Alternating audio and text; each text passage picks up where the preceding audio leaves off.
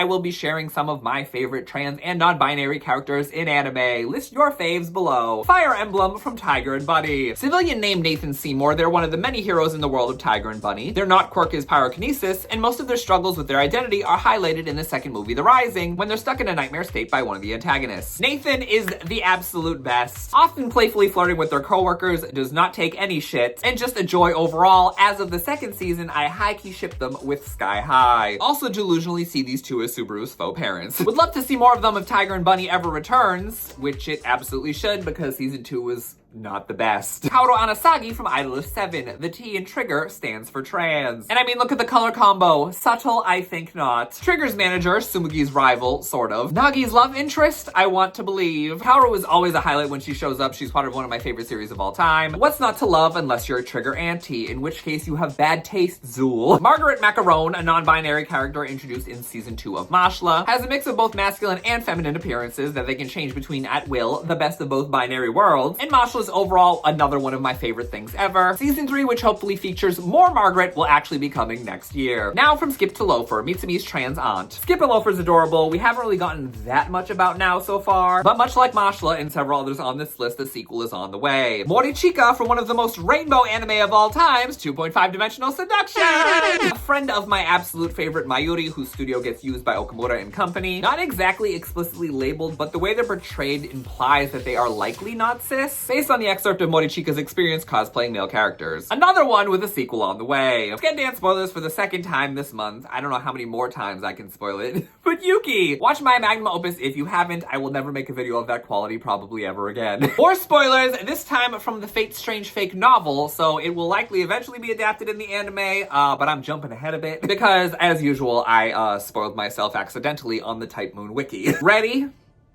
Jump ahead while you can.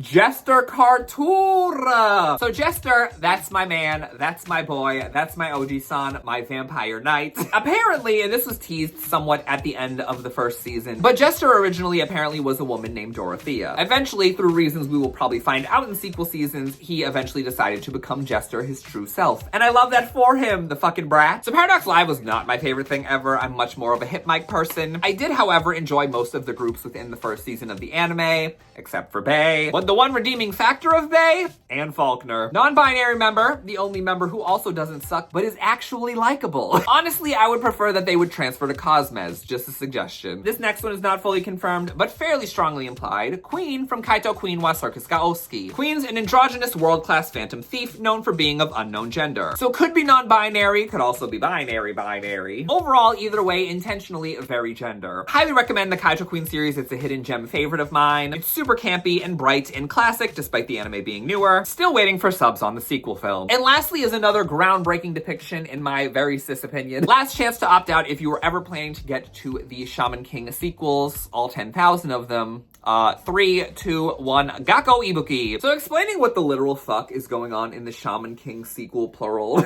manga is just so much. So in bare bones, and to keep it concise as it can be, which is still kind of fairly long, there's this new competition called the Flower of Maize, because much unlike the US government, the current Shaman King is actually held accountable with a system of checks and balances. So when the Great Spirit enters the government shutdown because these holy bitches cannot agree, they hold a competition called the Flower of Maize. Everyone competes in teams for the 8 prior Shaman Kings. This includes obviously how... Ooh, yeah, I guess that's a spoiler. This includes obviously Hao, Yavisu, Buddha, allegedly Zeus, allegedly Jesus, and in the end, the winning team gets any wish granted. The Dragon Balls would speed up the process immensely, but Hiroyuki Takei, belovedly, is not known for taking direct routes to the goalpost. So Gakko debuts in the Shaman King Flowers manga as a teammate of the main character Hana Asakura, and in the sequel to the sequel, The Superstar, he's revealed to be assigned female at birth, with his reason for participating in the Flower of Maize being so he can fully transition. Did not ever see that shit coming, but I'm fully here for it. And those are my personal favorite trans and non-binary characters. Again, list your favorites in the comments below. In the pinned comment, you can donate to the National Black Trans Advocacy Coalition for the sake of both Pride and Juneteenth. Tomorrow we enter the roaring 20s of Pride Month, and we're kicking it off with my personal top anime ships based on the doujinshi that I own. We love facts and logic and data. Bye!